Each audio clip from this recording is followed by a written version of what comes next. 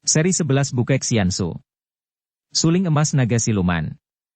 Cerita, Ho Ping Hu. Audiobook, novel silat. Bab 1. Puncak-puncak gunung menjulang tinggi di sekeliling, berlumba megah menembus awan.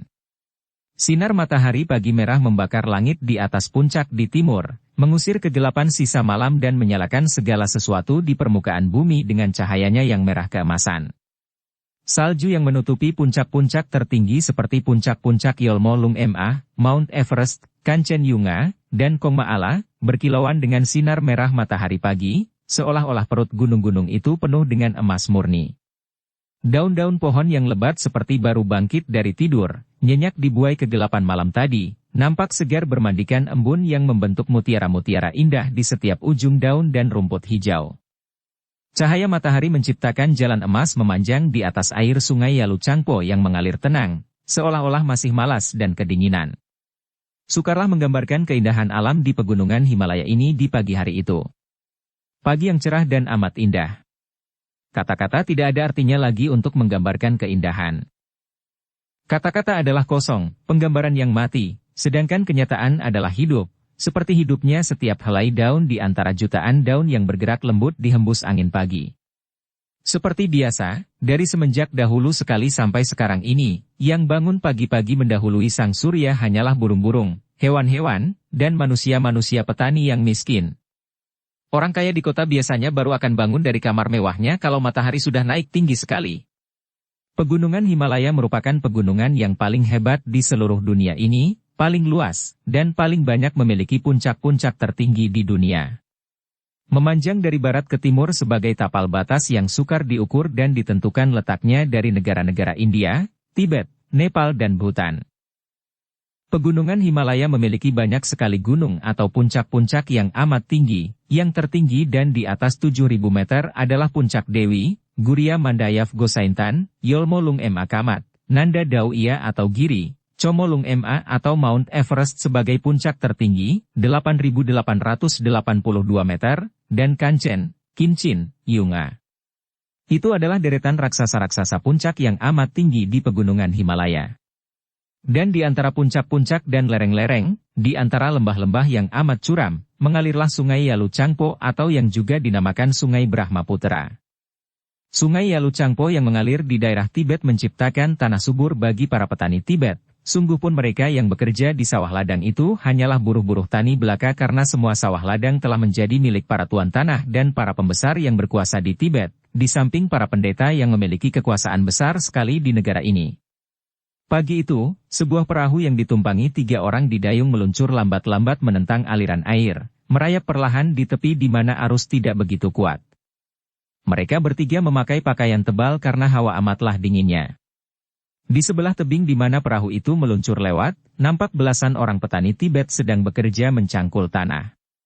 Sepagi itu mereka sudah bekerja, dan dari pinggang ke atas mereka bertelanjang sehingga nampak otot-otot tubuh yang kekar karena terbiasa bekerja keras. Seorang di antara mereka, yang bertubuh kokoh kekar, menghentikan cangkulnya untuk melempengkan pinggang, mengurut punggung lalu menarik napas panjang. Sudah lelah? Hehe. Mengapa tidak bernyanyi untuk melupakan kelelahan dan menambah semangat, temannya menegur. Laki-laki yang bertubuh kokoh itu tersenyum, kemudian mengembangkan dada menghisap hawa udara sepenuh paru-parunya beberapa kali, dan tak lama kemudian terdengarlah suara nyanyiannya dalam bahasa Tibet. Suaranya nyaring, bergema sampai jauh ke lembah dan menyentuh permukaan air sungai, dan si penyanyi ini menengadah seolah-olah hendak mengadukan nasibnya dalam nyanyian itu kepada puncak-puncak yang menjulang tinggi menembus awan itu. Lagu yang dinyanyikannya adalah lagu tua yang amat disuka oleh para petani miskin. Wahai Yolmo Lung Ma yang tinggi. Aboy, Yalu Changpo yang panjang. Dapatkah kalian memberi jawaban? Kedua tanganku kuat bekerja berat namun tiada 1/100 yang dihasilkannya menjadi bagianku untuk makan. Aku punya hati suaranya membeku di mulut, telingaku disuruh tuli mataku disuruh buta nyawaku lebih murah daripada seekor domba. Wahai, Yolmo Lung Ma sembunyikan aku di puncakmu yang tinggi. Ahai, Yalu Changpo, tenggelamkan aku di airmu yang dalam. 3 orang yang sedang mendayung perahu itu saling pandang. Suara nyanyian itu terdengar jelas oleh mereka yang berada di bawah dan karena orang yang bernyanyi tidak nampak dari perahu, maka terdengar menyeramkan, apalagi karena suara itu bergema di 4 penjuru, dipantulkan oleh air dan dinding batu gunung. Akan tetapi 3 orang itu tentu saja tidak merasa takut, apalagi karena mereka segera mengenal lagu itu, sebuah lagu Tibet kuno yang pernah dilarang oleh pemerintah Tibet karena lagu itu pernah membakar semangat para petani miskin sehingga hampir menimbulkan pemberontakan. Akan tetapi, biarpun sekarang tidak ada lagi rakyat miskin di Tibet yang memberontak, lagu itu masih digemari oleh para petani. 3 orang dalam perahu ini merupakan tokoh-tokoh besar dari Kunlun Pai. Pegunungan Kunlun memang terkenal sebagai satu di antara tempat-tempat yang dihuni banyak orang pandai. Pertapa-pertapa gemblengan, sungguh pun yang paling terkenal tentu saja adalah perkumpulan Kunlun Pai yang merupakan satu di antara partai-partai persilatan terbesar. 3 orang ini adalah tosu-tosu yang bertapa di lereng pegunungan Kunlun San. Mereka ini adalah tosu-tosu yang condong kepada aliran Yin Yang. Yang seorang berusia 60 tahun berjuluk Hok Keng Chu, bertubuh jangkung kurus dengan mulut yang selalu tersenyum. Orang kedua juga berusia sekitar 60 tahun, tubuhnya gendut tapi mukanya pucat, julukannya Hok Ya Chu, masih sute dari Hok Keng Chu. Sedangkan orang ketiga masih lebih muda, usianya 45 tahun, wajahnya tampan dan tubuhnya tinggi tegap, pakaiannya sederhana dan di punggungnya tergantung sepasang pedang.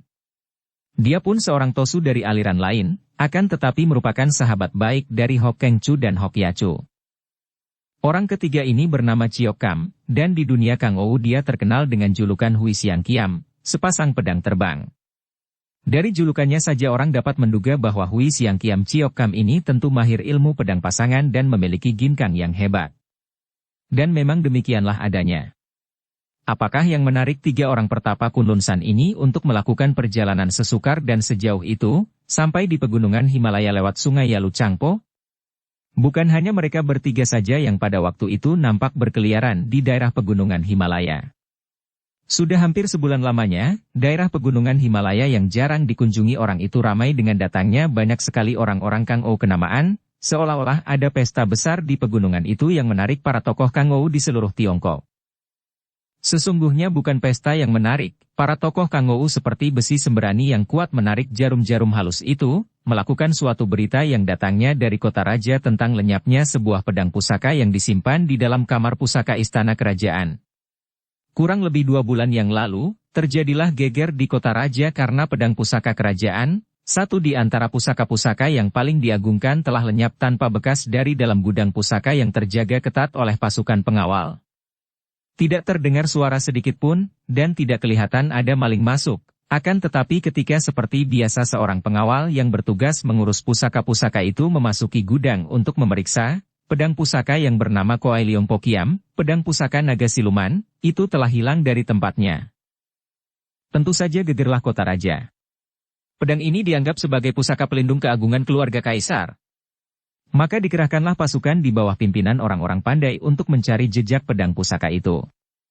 Dan berita ini tentu saja segera tersiar keluar dan gegerlah dunia persilatan.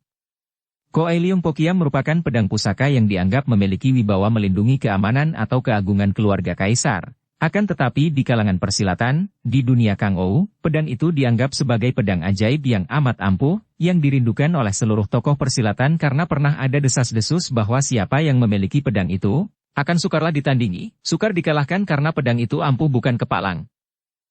Maka, bukan hanya pasukan kerajaan saja yang sibuk melakukan penyelidikan untuk mencari pencurinya dan mengembalikan pedang Koai Leong Pokiam ke istana, akan tetapi tokoh-tokoh Kang Ou mulai sibuk untuk mencari pedang itu.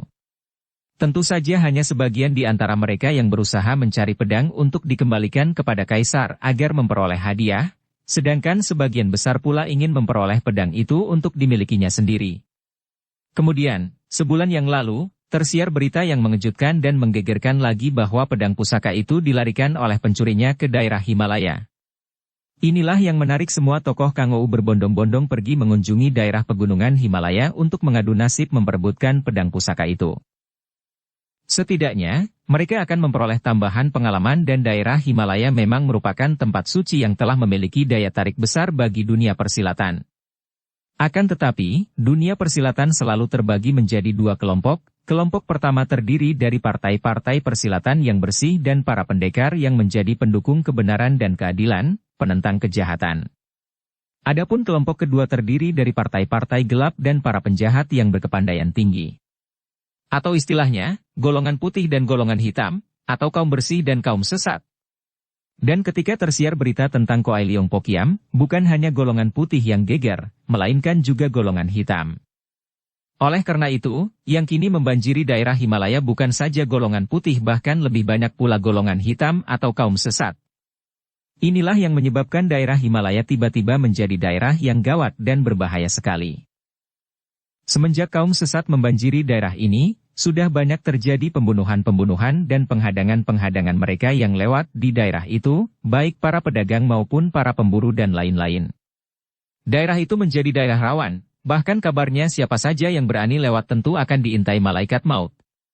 Dengan adanya berita ini, hanya tokoh-tokoh besar yang berkepandaian tinggi saja yang berani melanjutkan perjalanan seorang diri, sedangkan mereka yang lebih kecil nyalinya lalu mencari kawan dan hanya dengan berkelompok mereka berani melanjutkan perjalanan mereka. 3 orang Tosu dari Kunlun San ini pun seperti yang lain-lain, tertarik oleh berita bahwa pedang pusaka Koai Leong Pokiam itu dilarikan oleh pencurinya ke daerah Himalaya. Maka mereka pun datang berkunjung dan melalui jalan air sungai Yalu Changpo. Perjalanan melalui air ini tidak begitu melelahkan, akan tetapi bahayanya tidak kalah besarnya. Apalagi karena perjalanan itu menentang arus sungai. Namun, dengan bertiga mereka merasa cukup kuat untuk melanjutkan perjalanan dan pada hari itu mereka pagi-pagi sekali telah tiba di bawah tebing yang curam dan mendengar nyanyian petani Tibet dari atas tebing. Mendengar nyanyian itu, Hok Keng Chu dan Hok Ya Chu hanya tersenyum. Mereka berdua sudah tidak asing dengan daerah Tibet karena sudah sering mereka melakukan perjalanan ke daerah ini. Akan tetapi Hui Siang Kiam Chiok Kam baru pertama kali ini melakukan perjalanan ke daerah pegunungan Himalaya. Bahkan dia sampai berada di situ pula karena terbawa oleh 2 orang sahabatnya. Maka, tidak seperti kedua orang kawannya itu, baru sekali ini dia mendengar nyanyian yang nadanya penuh penasaran itu. Dia menarik napas panjang. "Sian Chai," kata Tosu muda ini. "Agaknya di ujung dunia yang manapun, kita selalu akan bertemu dengan manusia-manusia yang berkeluh kesah dan merasa hidupnya sengsara." Dia dapat menangkap keluh kesah dalam suara nyanyian itu. "Siok Toyu, itu adalah lagu rakyat petani Tibet yang kuno," kata Hok Ya Chu menerangkan, lalu menerjemahkan lagu itu dalam bahasa Han. "Lagu itu penuh keluhan, membuat aku penasaran saja," Chiok Kam berkata seorang diri, lalu dia bangkit seorang diri di atas perahu, mengembangkan dadanya dan terdengarlah Tosu muda ini bernyanyi, suaranya nyaring melengking karena didorong oleh tenaga kaikang yang cukup kuat. "Yolmo lung ma tinggi agung karena hening Yalu Changpo panjang tenang karena hening manusia dengan segala kesibukannya membuat gaduh, kacau dan sengsara, sekali tidak puas selamanya tidak akan puas. Ai. Sebelum hayat meninggalkan badan tak mungkinkah mengenal kecukupan?" "Haha, Chiok Toyu, siapakah yang kau cela itu? Si penyanyi di atas itukah?" Hok Keng Chu bertanya. Chiok Kam Tosu menarik napas panjang. "Sebagian juga mencela kita sendiri, Tu Heng. Bukankah karena ingin mencari kepuasan maka kita berada di sini?" Sebelum 2 orang temannya itu ada yang menjawab, tiba-tiba dari atas terdengar teriakan yang bergema ke bawah. "Ohai! Kalian yang berada di bawah!" Hui Siang Kiam Chiok Kam melihat ke atas dan ternyata yang berteriak itu adalah seorang laki-laki yang kelihatan kecil dari tempat curam itu, hanya nampak kepala dan kedua pundak saja, akan tetapi dia tidak mengerti apa yang dikatakannya karena orang itu bicara dalam bahasa Tibet. Hok Keng Chu yang mengerti bahasa itu, segera berteriak dengan mengerahkan kaikang sehingga suaranya bergema sampai ke atas tebing. "Sobat, kau mau apakah?" Orang di atas itu adalah si penyanyi tadi, dan kini dia berkata lagi. "Hati-hati, jangan lanjutkan perjalanan. Di lereng Komaala ada Yeti sedang mengamuk. Sudah banyak orang dibunuhnya." Hok Keng Chu dan Hok Ya Chu saling pandang dengan muka kelihatan terkejut, kemudian Hok Keng Chu menjawab nyaring. "Terima kasih atas pemberitahuanmu." Lalu mereka melanjutkan pendayungan perahu mereka, diikuti pandang mata petani yang masih menjenguk ke bawah dari tebing yang amat tinggi itu. "Ah, apakah yang dikatakan orang itu tadi?" tanya Chiok Tosu kepada 2 orang sahabatnya. Hok Ya Chu lalu menjelaskan dan sepasang alis yang tebal dari Tosu muda itu berkerut. Apa dan siapakah yang dinamakan Yeti itu? Tanyanya. Kalau dia seorang sejahat itu, sebaiknya kita bertiga membasminya. Ciok Toyo, engkau tidak tahu. Dia bukan manusia, kalau manusia, tentu dapat kita hadapi dengan kaki tangan kita, kata Hokeng Chu. Kalau begitu dia iblis? Tanya Ciok Tosu dengan heran. Bukan juga, kalau iblis dapat kita hadapi dengan kekuatan batin kita. Dia bukan manusia, bukan iblis, melainkan seekor makhluk setengah manusia setengah binatang yang amat buas, dan memiliki kekuatan yang mujizat, tidak masuk akal. Tosu muda itu makin kaget. Pinto, aku rasa lebih baik kalau kita mengambil tempat pendaratan lain dan menjauhi Kong Maala itu, sungguh pun sebenarnya paling baik kalau mengambil jalan dari gunung itu di mana terdapat jalan buatan manusia yang mudah dilalui, kata pula Hokeng Chu.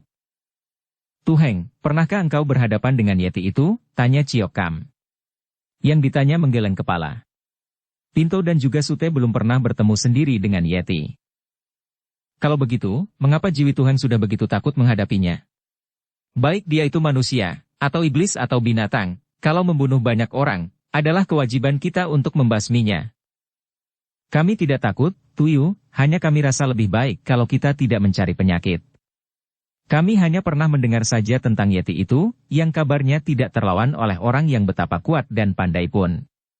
Kabarnya, tenaganya melebihi seekor gajah India, kulitnya kebal terhadap segala macam senjata tajam dan kecepatan, gerakannya tak masuk akal. Dia mampu mendaki gunung es dengan kecepatan seperti terbang saja.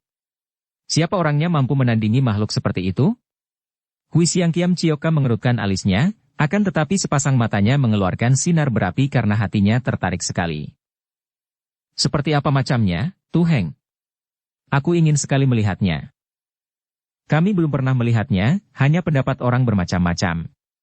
Ada yang bilang seperti beruang, ada yang bilang seperti monyet besar, ada yang bilang lagi seperti manusia. Yang jelas, dia berjalan dengan kedua kaki seperti manusia. Hening sejenak. Tiba-tiba Hui Siang Kiam Ciok Kam berseru. Jangan-jangan mayat-mayat yang kita lihat terapung di atas air sungai itu adalah korban dia. Dua orang sahabatnya termenung dan mengangguk-angguk. Mereka pun sedang memikirkan hal itu dan membayangkan betapa sehari yang lalu mereka melihat 3 mayat manusia berturut-turut terapung di atas sungai dengan tubuh yang rusak-rusak dan luka-luka. Tadinya Pinto mengira bahwa mereka itu korban kaum sesat yang kabarnya mengganas di daerah Himalaya, akan tetapi setelah Pinto mendengar tentang Yeti yang mengamuk, siapa tahu dugaanmu benar Tuyu. Tapi, di tubuh mayat-mayat itu terdapat tanda seperti mereka terkena sabetan pedang atau senjata tajam. Ciok Tosu membantah. Kuku tangan Yeti kabarnya tidak kalah tajam dan kuatnya daripada ujung pedang manapun juga, kini Hokiacu ikut bicara. Mereka mendayung terus dan tidak berkata-kata lagi, tenggelam dalam pikiran masing-masing dan cerita tentang adanya Yeti mengamuk itu berkesan mendalam sekali dalam hati mereka. Matahari telah menampakkan diri dan sinarnya menyusup di antara daun-daun pohon yang tumbuh di kanan kiri tebing yang kini tidak begitu tinggi lagi, hanya setinggi belasan meter saja. Mulai nampak keindahan pemandangan di kanan kiri sungai. Pohon-pohon raksasa dan semak-semak belukar yang sukar sekali ditembus manusia, dan jauh di kanan kiri menjulang puncak-puncak tinggi yang tertutup awan dan salju. Hawa masih dingin sungguh pun sinar matahari cukup cerah di pagi itu. Di sebelah kiri nampaklah sebuah gunung yang kuning kehijauan, berbeda dengan gunung lain di kanan kiri yang hijau biru kehitaman. Warna terang gunung di sebelah kiri itu menyenangkan dan menimbulkan harapan, tidak menyeramkan seperti warna gunung-gunung lain yang membayangkan keliaran. Gunung apakah itu? Ciok Tosu yang merasa tertarik menuding dan bertanya. Itulah Kong Maala. Jawab Hokeng Chu dengan suara lirih, seolah-olah dia merasa jerih. Ciok Tosu menengok dan melihat betapa 2 orang sahabatnya itu memandang ke arah gunung itu pula dengan wajah agak pucat. Timbul rasa penasaran dalam hatinya. Dia tahu bahwa 2 orang sahabatnya itu bukan orang lemah, melainkan sudah terkenal sebagai tokoh-tokoh Kangou yang berilmu tinggi. Mengapa kini memperlihatkan sikap demikian takut dan pengecut? Sikap 2 orang temannya itu tiba-tiba saja membangkitkan rasa penasaran dan semangat di dalam dadanya. Pinto mau mendarat di sana, tiba-tiba dia berkata. Hokeng Chu berseru. Berbahaya sekali, Ciok Toyu, seru Hokiacu menyambung. Kalau Jiwi Tuheng tidak berani, biarlah Pinto sendiri saja melanjutkan perjalanan lewat Koma Allah. Melihat dua orang sahabatnya itu saling pandang dan meragu untuk menjawabnya, Ciok Tosu menyambung. Bukankah Jiwi mengajak Pinto untuk menjelajahi Himalaya dengan maksud mencari pencuri pedang pusaka Koai Leong Pokiam? Kalau kita takut bahaya, mana mungkin akan berhasil? Siapa tahu, berita tentang Yeti itu akan membawa kita kepada jejak si pencuri pedang pusaka. Mendengar ini, dua orang Tosu itu terkejut saling pandang, mengangguk-angguk, kemudian Hok Keng Chu berkata. Baiklah, kita mendarat dan melalui Koma Allah. Hokia Chu hanya mengangguk saja, menyetujui ucapan suhengnya. Mereka lalu mendayung perahu ke tepi, mencari tempat pendaratan yang baik di kaki gunung Koma Allah itu. Di bagian ini memang tidaklah seliar bagian lain dan akhirnya mereka dapat mendarat, menarik perahu ke atas, lalu menyembunyikan perahu itu di dalam semak-semak. Ini namanya Lembah Arun, kata Hok Keng Chu yang lebih berpengalaman dengan keadaan daerah Himalaya itu. Hokia Chu dan Ciok Kam memandang ke kanan kiri. Pemandangan alam di tempat itu sungguh menakjubkan sekali. Di sebelah kiri menjulang tinggi sebuah gunung yang puncaknya tertutup awan dan salju, dan di sebelah kanan, agak jauh lagi, juga menjulang tinggi puncak yang agaknya setengah tubuhnya tertutup, salju dan awan. Mereka berada di tengah-tengah, antara dua tiang dunia yang seperti menyangga atap langit itu. Menyaksikan kemegahan yang luar biasa ini, yang baru dilihatnya selama hidupnya, Ciok Kam menahan napas. Betapa hebatnya kekuasaan Tu, dia menggumam, takjub dan terpesona oleh keindahan itu. Memang indah. Hanya satu kata itu saja yang tepat. Indah. Tidak ada apa-apa lagi. Siapa gerangan mampu menggambarkan keindahan, keagungan, kebesaran yang demikian hebat? Yang dapat menggambarkan secara tepat hanyalah satu keadaan, yaitu hening. Di dalam keheningan sajalah, di waktu hati dan pikiran tidak sibuk menilai dan membanding-banding dari sudut selera dan keuntungan diri pribadi, maka segala keindahan itu pun nampaklah jelas. Akan tetapi, sekali pikiran masuk dan menilai, membandingkan keindahan itu, berusaha mengabdikannya dalam ingatan, maka keindahan itu pun lenyaplah, hanya menjadi gambaran yang menimbulkan kesenangan belaka yang akhirnya akan membosankan. Dalam keadaan hening, terasa sekali keagungan Sang Maha Pencipta dan ciptaannya yang terbentang luas di alam maya pada, terasa sekali kemujizatan yang terkandung di dalam segala sesuatu, dari tumbuhnya setiap helai bulu dan rambut di tubuh kita sendiri seperti tumbuhnya pohon-pohon di hutan, dari setiap urat syaraf di tubuh kita sendiri seperti sumber-sumber air di bawah permukaan bumi sampai kepada kehebatan segala yang nampak di angkasa, awan, bulan, matahari, bintang-bintang. Dalam keheningan memandang semua itu, terasalah bahwa kita adalah bagian dari semua itu, tidak terpisah, sudah berada di dalam suatu ketertiban yang selaras dan ajaib. Namun sayang, kita terlalu sibuk dengan pikiran yang setiap saat mengejar-ngejar kesenangan yang sesungguhnya hampa itu, kesenangan sebagai pemuasan nafsu belaka. Kita tidak lagi menghargai semua keajaiban itu, kita hanya mampu menghargai bayangan-bayangan hayal, hanya tertarik akan nama-nama dan sebutan-sebutan belaka.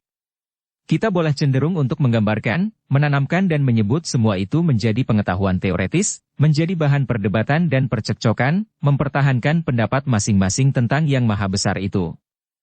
Betapa lucu namun menyedihkan.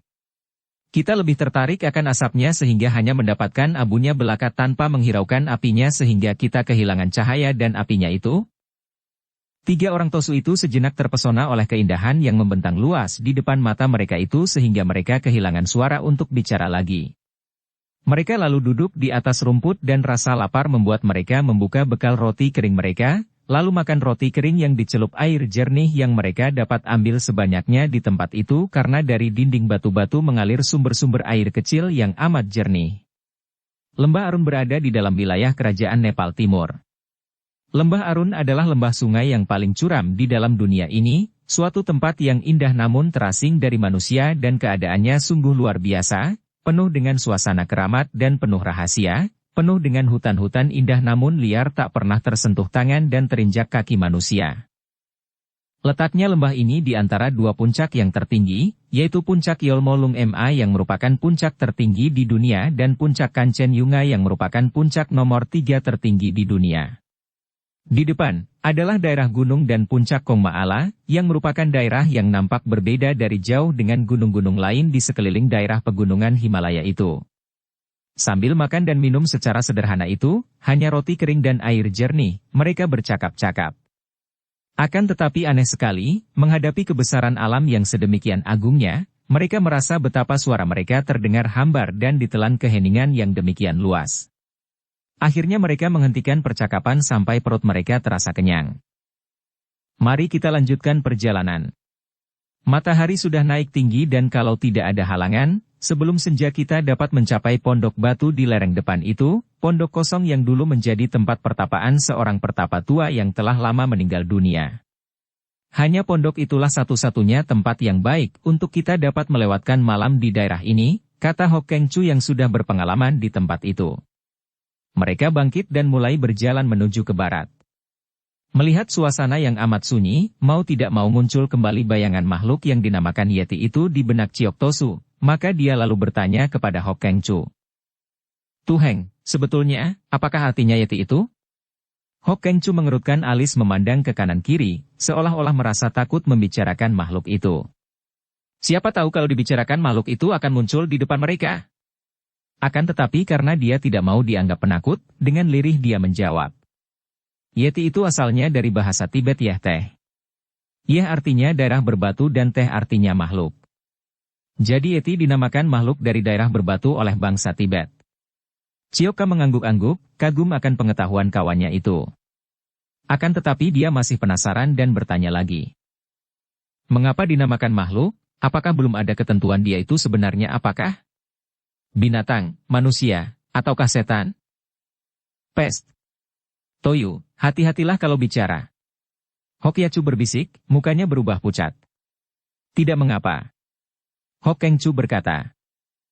Ciok Toyu bukan bermaksud menghina melainkan karena memang ingin, sekali tahu. Dengarlah, Ciok Toyu, sebetulnya hampir tidak ada manusia yang dapat menceritakan dengan jelas bagaimana sesungguhnya Yeti itu. Yang masih hidup dan dapat bercerita, hanya melihat Yeti dari kejauhan saja. Sedangkan yang pernah berhadapan muka selalu tentu tewas. Dan dari keterangan mereka yang melihatnya dari jauh ada yang mengatakan bahwa makhluk itu menyerupai seekor burung besar, dan ada pula yang mengatakan menyerupai seekor monyet besar. Akan tetapi semua mengatakan bahwa dia berjalan di atas kedua kaki seperti manusia dan bahwa tubuhnya tinggi besar menakutkan. Penggambaran tidak jelas tentang Yeti itu yang diucapkan dengan suara agak gemetar oleh Hok Keng Chu menimbulkan suasana menyeramkan sehingga mereka kini tidak banyak bicara lagi. Akan tetapi, suasana menyeramkan itu terhapus oleh keindahan yang makin mempesona ketika mereka mendaki makin tinggi. Memang luar biasa sekali kalau berdiri di suatu tebing dengan awan-awan bergerak di depan kaki. Seolah-olah dengan mengulurkan tangan saja orang akan dapat menangkap domba-domba putih berarak di angkasa itu. Hawa juga menjadi semakin dingin karena mereka makin mendekati puncak yang tertutup salju. Mereka kini tiba di daerah yang berbatu. Batu-batu gunung yang hitam licin dan tajam sehingga biarpun tiga orang itu merupakan tokoh-tokoh persilatan yang berilmu tinggi, mereka harus melangkah dengan hati-hati kalau mereka tidak ingin sepatu mereka pecah-pecah oleh tusukan batu-batu runcing. Matahari telah naik semakin tinggi, mulai agak condong ke barat, membuat bayang-bayang pendek di belakang mereka. Mereka berjalan beriring-iringan, karena masing-masing harus memperhatikan batu-batu di bawah kaki mereka. Mereka berloncatan, berjingkat-jingkat, hati-hati sekali dan mengerahkan ginkang sehingga tubuh mereka dapat bergerak ringan sekali. Hok Keng Chu sebagai penunjuk jalan berada paling depan, lalu disusul sutenya, baru kemudian Ciok Tosu berada paling belakang. Akan tetapi Tosu termuda ini tidak pernah tertinggal, karena dalam hal ginkang, dia lebih unggul daripada dua orang sahabatnya sehingga melalui jalan berbatu-batu itu tidak berapa sukar baginya. Tiba-tiba terdengar Hok Keng Chu berseru tertahan dan Tosu tua ini berjongkok di atas batu besar, matanya menatap ke bawah, ke balik batu besar itu. Hokyacu dan Ciokam yang sudah mencium bau busuk, cepat menghampiri dan ketika dia memandang, ternyata di balik batu besar itu terdapat mayat dua orang pria yang sudah mulai membusuk. Melihat pakaian mereka, dua mayat itu tentulah dia orang ahli silat, dengan pakaian ringkas seperti pakaian para piausu atau kausu, pengawal barang atau guru silat. Usia mereka sukar ditaksir karena muka itu sudah membengkak dan menghitam. Tak jauh dari situ nampak sebatang golok dan sebatang pedang menggeletak di antara batu-batu. Jelas nampak bahwa leher kedua orang itu terobek dan luka yang menganga itu sungguh mengerikan untuk dipandang. Lihat ini. Ciok Tosu berseru. Dua orang Tosu tua itu menengok dan melihat betapa sahabat mereka itu telah mengambil pedang dan golok, mengacungkan kedua benda tajam itu. Mereka mendekat dan melihat bahwa dua buah senjata itu telah rompal dan rusak, seperti telah dipergunakan untuk membacok baja saja. Ciok Tosu mencoba mata pedang dan golok dengan jarinya dan mendapat kenyataan bahwa dua buah senjata itu terbuat dari logam yang cukup baik. Dia melempar kedua benda itu keras-keras ke atas batu. Terdengar suara nyaring yang mengejutkan dan nampak bunga api berpijar, tanda bahwa dua senjata itu memang cukup kuat. Namun dua buah senjata itu rompal dan rusak. Mereka bertiga saling pandang dan sinar mata mereka masing-masing jelas mengucapkan suatu kata yang sama. Yeti. Mari kita melanjutkan perjalanan, akhirnya Hok Keng Chu berkata lirih. Suaranya jelas terdengar gemetar dan tidak lancar. Tapi kita harus mengurus mayat-mayat ini, kata Ciok Tosu sambil memandang kepada dua mayat itu. Ah, kita tidak ada waktu, Tuyun, jangan sampai kita terlambat tiba di pondok batu itu. Pula, tempat ini penuh batu, mana mungkin mengubur mayat. Marilah. Hok Keng Chu mendesak dan Ciok Tosu akhirnya menurut juga karena memang sukarlah mengubur mayat di tempat seperti itu. Hatinya sedih melihat mayat manusia berserakan seperti itu tak terurus. Bayang-bayang di belakang tubuh mereka makin memanjang ketika matahari makin condong ke barat, di depan mereka. Mereka kini tiba di daerah padang rumput dan wajah Hok Keng Chu nampak lega. Kita sudah hampir sampai, di lereng sana itu. Mari cepat kita capai tempat itu dan beristirahat. Biarpun mulutnya tidak menyebut tentang Yeti namun dua orang teman seperjalanannya maklum bahwa Tosu ini merasa lapang dadanya karena tidak ada makhluk mengerikan itu mengganggu mereka. Akan tetapi, ketika mereka maju kurang lebih 200 meter lagi, tiba-tiba Hok Keng Chu yang berjalan di depan, meloncat ke belakang dan berseru. Sian Cai. Dua orang temannya cepat menghampiri dan mereka terbelalak. Tak jauh dari situ, tertutup rumput yang agak tinggi nampak berserakan beberapa tubuh manusia. Dan mereka semua telah menjadi mayat dan melihat darah yang masih berceceran di mana-mana mudah diketahui bahwa peristiwa pembunuhan atas diri mereka itu belum lama terjadi, mungkin baru beberapa jam yang lalu. Mereka mencari-cari dan menemukan 7 buah mayat manusia di sekitar tempat itu. Semuanya terluka di leher dan perut atau dada, luka lebar seperti dibacok golok atau pedang yang tajam, dan hampir semua mayat itu matanya terbelalak lebar. Seolah-olah mereka itu dilanda ketakutan hebat sebelum mereka tewas. Ciok Kam sudah mencabut pedang pasangan dari punggung dan kini dengan kedua tangan memegang pedang dia berdiri memandang ke sekeliling. Bermacam perasaan mengaduk hati Tosu muda ini. Ada perasaan gentar, akan tetapi juga ada perasaan penasaran dan marah. Dia maklum bahwa yang membuat orang-orang ini adalah sesuatu yang amat kuat, karena ketujuh orang ini pun semua merupakan orang-orang yang ahli dalam ilmu silat. Melihat dari pakaian mereka dan juga dari senjata-senjata yang berserakan di tempat itu. Dan ini tidaklah mengherankan karena siapa lagi kalau bukan ahli-ahli silat yang berani datang ke daerah ini? Dan siapa lagi kalau bukan orang-orang Kang Ou yang datang ke situ dengan maksud yang sama, yaitu mencari pedang pusaka Koai Leong Pokiam? Dan ternyata 7 orang Kang Ou ini mati begitu saja secara mengerikan sekali di tempat ini. Benarkah kalau begitu peringatan petani tadi bahwa tempat ini berbahaya, bahwa Yeti sedang mengamuk? Akan tetapi benarkah Yeti yang mengamuk? Hei, manusia atau makhluk jahat, keluarlah dan tandingi sepasang pedangku, teriaknya. Dua orang sahabatnya terkejut sekali. Ciok Toyu, jangan begitu. Mari kita cepat pergi ke pondok itu sebelum terlambat, seru Hok Keng Chu. Tuheng, ada kejahatan macam ini dan kita diam saja malah melarikan diri? Tidak. Kurasa bukan Yeti yang melakukan ini, melainkan kaum sesat yang kabarnya banyak pula berkeliaran di daerah ini, kata Ciok Kam yang sudah marah sekali melihat begitu banyak orang dibunuh. Ciok Toyu, engkau ikut bersama Pinto, harap engkau menurut dan tidak usah menyusahkan Pinto. Kalau kau tidak mau, biarlah Pinto berdua pergi sendiri ke pondok, kata Hok Keng Chu dan nada suaranya terdengar marah. Ciok Kam sadar dan maklum bahwa dia memang telah terburu nafsu. Dua orang Tosu sahabatnya itu adalah orang-orang pandai kalau sampai mereka nampak begitu ketakutan tentu ada sebabnya. Dia sendiri merasa kini bahwa sikapnya tadi terlalu lancang dan nekat, menurutkan kemarahan hati saja. Baiklah, Tuheng, mari kita pergi, Katanya akan tetapi ketika dia mengikuti dua orang Tosu itu, dia tetap memegang kedua pedangnya dalam keadaan siap tempur.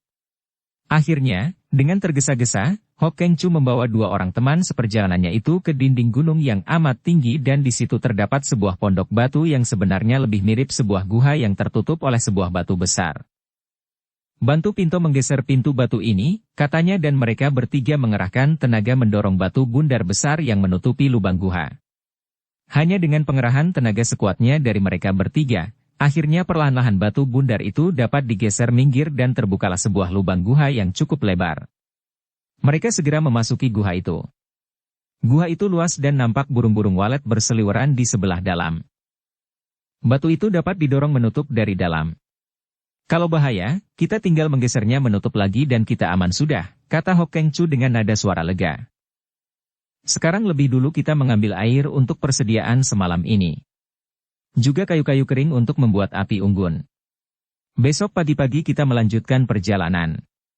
Diam-diam Ciok Tosu tidak setuju dengan sikap yang amat takut-takut ini, akan tetapi dia tidak banyak bicara, lalu membantu dua orang temannya itu mencari air jernih di luar pondok batu guha, menampung air itu di gentong batu yang terdapat di dalam guha itu, juga mengumpulkan kayu kering secukupnya. Kemudian mereka bertiga duduk di dalam pondok, mengasuh sambil menanti datangnya malam. Sinar matahari sore masih memasuki guha dari pintu yang terbuka itu. Besok pagi kita kemanakah? Akhirnya Ciok Kam bertanya untuk menghilangkan kekesalan hatinya. Ke lereng Gunung Yelmo Lung Ma yang disebut lereng awan merah. Di sanalah pusat pertapaan, dan di sana kiranya kita akan dapat mencari keterangan tentang pedang pusaka itu. Tentu seorang di antara para pertapa ada yang tahu, Pinto yakin bahwa ke sana pula perginya semua orang Kang Ou yang mengunjungi daerah ini untuk mencari pedang pusaka itu. Masih jauhkah dari sini? Tidak jauh lagi, perjalanan 3 hari menuju ke barat. Setelah tiba di kaki Yelmo Lung Ma akan nampak lereng di sebelah timur, di situ nampak dinding batu gunung yang kemerahan sehingga kalau tertimpa sinar matahari, warna merah memantul ke atas membuat awan-awan di atasnya agak kemerahan. Karena itulah dinamakan lereng awan merah. Mengapa banyak pertapa berkumpul di sana? Karena daerah itu selain amat indah dan sejuk hawanya, juga memiliki tanah subur untuk ditanami sayur-sayuran. Malam pun tibalah. Mereka bertiga lalu menggeser batu penutup lubang itu dari dalam dan mereka merasa aman. Api unggun telah dinyalakan dan di bawah penerangan api unggun ini mereka makan roti tawar dan minum air yang mereka sediakan tadi. Sesudah itu, mereka mulai merebahkan diri untuk mengaso dan tidur. Api unggun bernyala di dekat mereka, antara mereka dengan pintu guha batu. Tak lama kemudian api unggun itu padam akan tetapi mereka tidak mengetahuinya karena mereka telah tidur pula saking lelahnya. Sinar matahari pagi telah menerobos melalui celah-celah kecil di tepi pintu batu yang masih menutup lubang guha ketika Ciok Kam terbangun dari tidurnya. Kebetulan dia tidur menghadap pintu dan sinar matahari yang kecil itu tepat menimpa mukanya. Dia menjadi silau, menggosok-gosok matanya dan merasa kaget karena sinar matahari kecil itu disangkanya dalam keadaan setengah sadar seperti mata seekor makhluk yang menakutkan. Akan tetapi dia segera sadar dan merasa geli sendiri, lalu bangkit duduk dan menggaruk-garuk mukanya di mana terdapat bintul-bintul kecil. Di tempat seperti ini ada juga nyamuknya, gerutunya.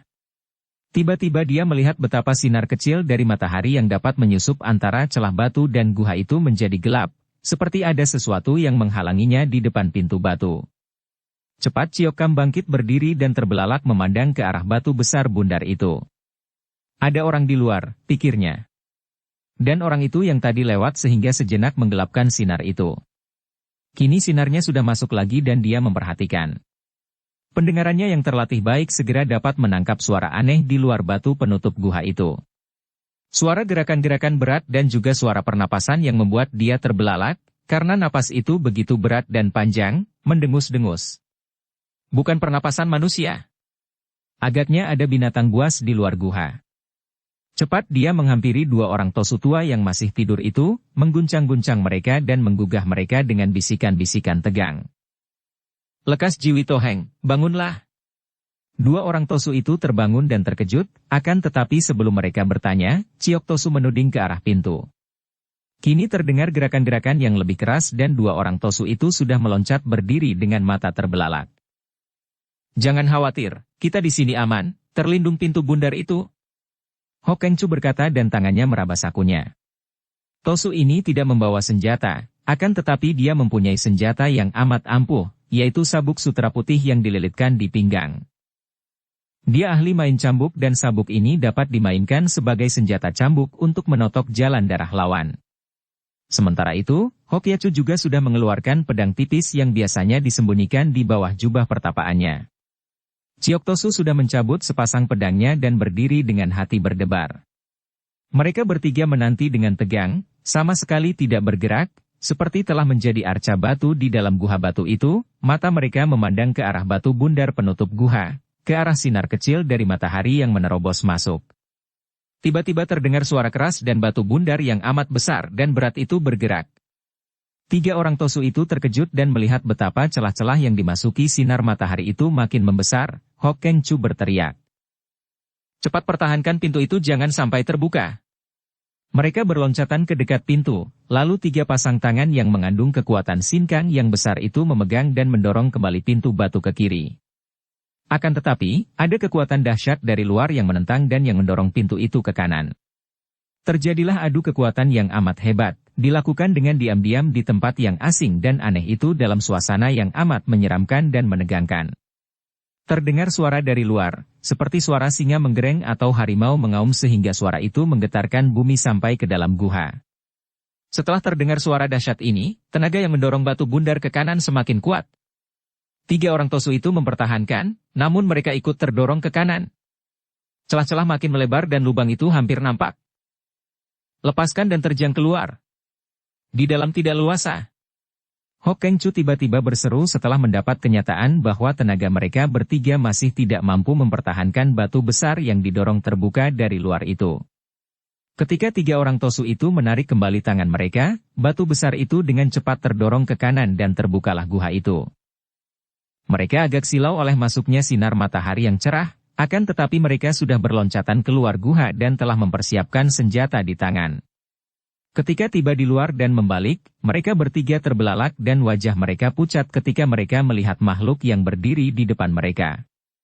Makhluk itu tingginya 2 meter lebih, tubuhnya berbulu pendek kasar, bulu yang warnanya merah coklat kehitaman, dengan totol-totol putih di bagian dada. Bulu rambut tubuhnya yang kasar itu agak panjang di bagian kedua pundaknya, menutupi pundak seperti baju bulu. Mukanya agak rata, bersih tidak berambut, seperti muka monyet besar yang lebih mirip manusia daripada monyet. Mulutnya lebar, ketika itu menyeringai marah memperlihatkan gigi yang besar-besar seperti gigi manusia bentuknya, tidak bersiung. Kepalanya di bagian atas meruncing seperti bentuk kerucut. Kedua lengannya yang besar itu panjang sampai ke lutut, kedua pundaknya menurun seperti biasa terdapat pada pundak monyet besar. Akan tetapi makhluk ini tidak berekor dan lebih mendekati bentuk tubuh manusia daripada monyet atau beruang. Seluruh perawakannya membayangkan keadaan yang kokoh kuat seperti batu gunung. Akan tetapi yang menarik perhatian 3 orang Tosu itu adalah sebatang pedang yang menancap di paha kanan makhluk ini. Sebatang pedang pendek yang mengkilap menusuk dari depan dan menembus paha kanan itu sampai ke belakang. Tidak nampak darah dekat tempat pedang itu menancap, agaknya sudah agak lama pedang itu menancap paha makhluk aneh ini. Yeti! Akhirnya terdengar Hok Keng Chu berseru tertahan. Makhluk ini melangkah maju sambil mengeluarkan suara gerengan aneh. Tiba-tiba Hokyacu mengeluarkan bentakan nyaring dan pedang tipisnya menyambar ke arah leher makhluk itu. Auk! Yeti itu mendengus dari tenggorokannya dan dengan gerakan lamban namun mengeluarkan angin dahsyat. Tangannya bergerak ke depan. Pedang di tangan Hokyacu menabas ke arah lengan yang diangkat itu. Trak! Pedang itu terpental dan tangan Hokyacu yang memegang pedang itu tergetar, membuat orangnya terhuyung ke belakang. Dia kebal, kata Hokyacu yang sudah menerjang pula, menggerakkan sabuk sutra yang sudah dilolosnya tali dari pinggangnya. Nampak sinar putih berkelebat panjang seperti seekor ular, dibarengi suara bercuitan amat kuatnya, menotok ke arah kedua mata makhluk itu secara bertubi-tubi. Yeti itu agaknya tidak mau atau tidak dapat mengelak, hanya memejamkan kedua mata ketika ujung sabuk putih itu mematuk-matuk, dan seperti juga pedang tadi, hanya terdengar suara tak-tuk-tak-tuk, seolah-olah ujung sabuk yang sudah menjadi kaku karena digerakkan dengan sinkang itu bertemu dan menotok benda-benda keras melebihi baja. Yeti menjadi marah, Kedua lengannya yang panjang itu menyambar ke depan dan Hok Keng Chu terpaksa menarik sabuknya karena dia maklum bahwa sekali sabuknya kena ditangkap, akan sukarlah menyelamatkan senjatanya itu. Sementara itu, Hok Ye Chu sudah menggerakkan pedangnya lagi, akan tetapi kemanapun pedangnya menyerang, menusuk atau membacok, selalu terpental kembali sehingga Tosu ini menjadi amat jerih. Adapun Ciok Kam setelah melihat keadaan dua orang sahabatnya itu, segera mengeluarkan lengkingan panjang dan dia pun menerjang ke depan, sepasang pedangnya digerakkan sedemikian rupa sehingga membentuk sinar-sinar yang saling bersilang, kemudian menjadi dua gulungan sinar berkilauan yang menerjang Yeti itu dari kanan kiri. Bukan main indah dan hebatnya ilmu Siang Kiam, sepasang pedang, dari Tosu muda Kunlun Pai ini. Yeti itu menggeram ketika sinar-sinar pedang itu mengurungnya.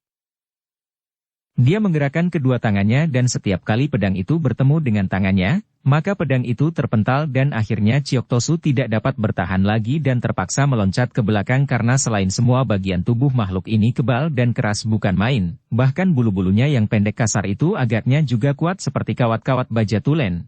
Dia juga merasa betapa kedua tangannya nyeri dan ketika dia meloncat mundur dan melihat kedua tangannya, ternyata ada bagian telapak tangannya yang pecah dan berdarah. Ciok Kam merasa penasaran sekali. Paha kanan makhluk ini ditembus pedang yang masih menancap, berarti bahwa makhluk ini tidak seluruhnya kebal. Kalau pedang itu dapat menancap di paha, makhluk itu, mengapa kedua pedangnya tidak? Dia menerjang lagi dan kini sinar pedangnya yang bergulung-gulung mengarah paha makhluk itu. Trak-trak, tringgeg. Ai. Ciok Tosu menjerit dan mencelat ke belakang, memandang pedang di tangan kanannya yang telah buntung menjadi dua potong. Pedangnya itu tadi menyerang paha kanan makhluk itu dan tanpa disengaja, makhluk itu menggerakkan kaki dan pedangnya bertemu dengan pedang yang menancap di paha makhluk itu dan pedangnya buntung seperti terbuat daripada tanah liat saja. Dan pedang di tangan kiri yang menusuk paha kiri makhluk itu terpental kembali. Bersambung ke bab 2. Dukung kami dengan subscribe, follow, like, komen dan share. Terima kasih.